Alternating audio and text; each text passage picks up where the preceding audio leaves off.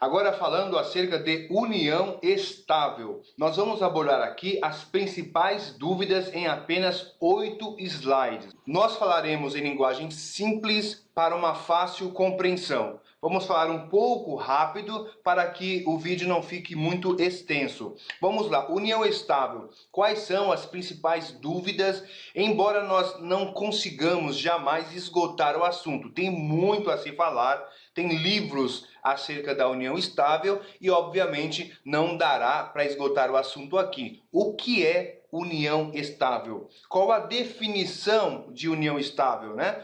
Nós temos alguns requisitos para que se configure a união estável, como nós veremos mais adiante.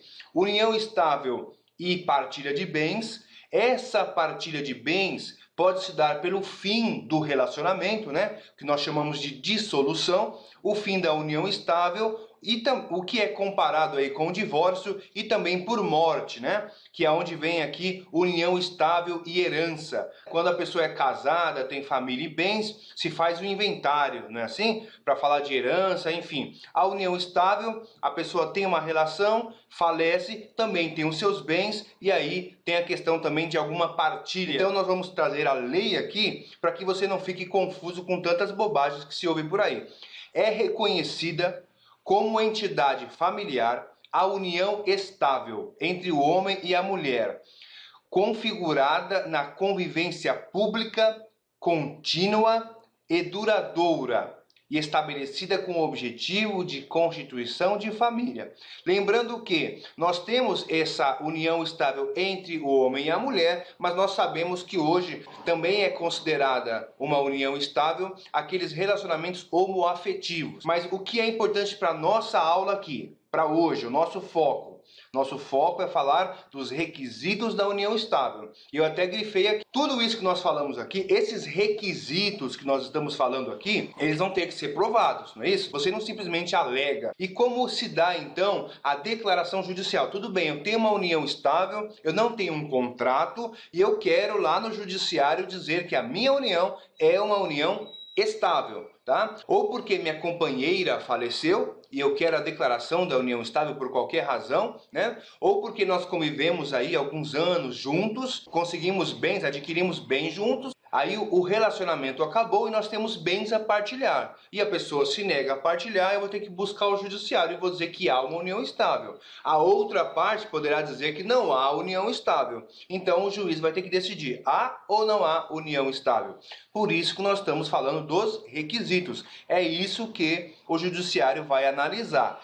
Um panorama do processo judicial aqui de forma extremamente simplificada, tá ok? Isso não é uma aula, não é para acadêmicos do direito, não é para profissionais da área, é para o público geral. Nós temos a lei, que é o que o juiz vai analisar, a lei. Não só a lei, nós temos também doutrina e jurisprudência, que é uma outra questão, mas enfim, é o que o juiz vai considerar, é o que os juízes consideram antes de dar uma sentença. E temos as provas, eu vou provar que eu tenho uma união estável. E depois disso, com lei e provas, nós temos a interpretação judicial, que ela pode ser variável, em regra ela é variável. Juízes pensam de forma diferente. Pronto, aí vem a sentença. O juiz analisou a lei, analisou as provas e deu uma sentença. Essa sentença será a sentença de primeira instância e ela cabe recurso para o tribunal, é a segunda instância, é outra questão. Mas aí na sentença nós poderemos ter ou não a declaração da união estável.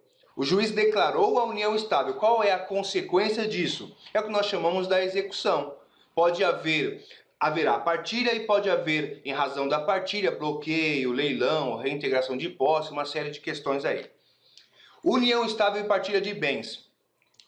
Isso é muito importante, que eu vou dizer aqui. Na união estável, salvo contrato escrito entre os companheiros, aplica-se às relações patrimoniais, no que couber, o regime da comunhão parcial de bens. Artigo 1725 do Código Civil. Na união estável, salvo o contrato escrito entre os companheiros, aplica-se às relações patrimoniais no que couber o regime da comunhão parcial de bens.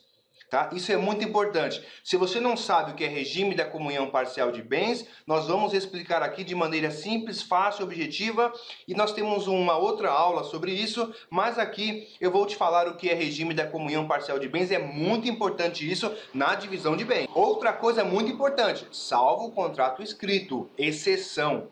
Se você tem um contrato escrito, se você tem uma declaração de união estável falando que vai ser sobre separação total, aí é outra coisa. Você tem um contrato de união estável dizendo que há uma separação total. Mas se não há, queira você ou não, há o regime da comunhão parcial de bens. União estável, comunhão parcial de bens. Então nós já dizemos aqui o que há no artigo 1725, tá? Eu repeti porque é muito importante. E agora qual a consequência disso? Tá, eu tenho uma comunhão parcial de bens, já entendi isso. Então qual é a consequência da comunhão parcial de bens? Na comunhão parcial, comunicam-se os bens que sobrevierem ao casal, sobrevierem. Então vem a partir da união, não é isso? O que tinha antes, não, né? Ao casal, na constância do casamento. Com as exceções, tem umas exceções lá. Então veja bem, você tem aqui a união estável, tá? Você pode comparar o casamento, tá, gente? Que é a mesma coisa nesse exemplo aqui. Início da união estável. Antes, não partilha. Antes de começar a nossa união estável, tinha casa, tinha carro, tinha moto, dinheiro no banco, nada disso partilha. Isso não vai ser partilhado. Por quê? Porque é antes da união. Ah, mas e depois? Nós começamos a união estável, houve aqui o início e depois nós adquirimos bens durante.